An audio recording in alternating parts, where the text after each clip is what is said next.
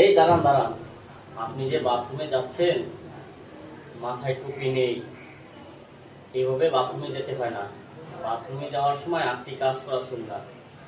আগে বাম পা দিয়ে বাথরুমে যেতে হবে, এরপর জুতা স্যান্ডেল পায়ে রাখতে হবে, মাথা ঢেকে রাখতে হবে, ঢিলা কুলুপ বা টিস্যু ব্যবহার করতে হবে, পানি খরচ করতে হবে, মনে মনে আস্তাগফিরুল্লাহ আস্তাগফিরুল্লাহ পড়তে হবে,